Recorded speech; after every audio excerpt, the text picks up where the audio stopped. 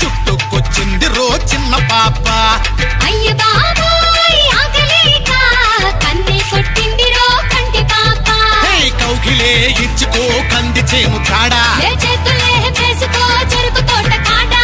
సోదా చేసి యారా తీసి చేసిపో నా తీపి ముద్దు గాయం, దాచుకున్న సిగ్గులన్నీ మాయం.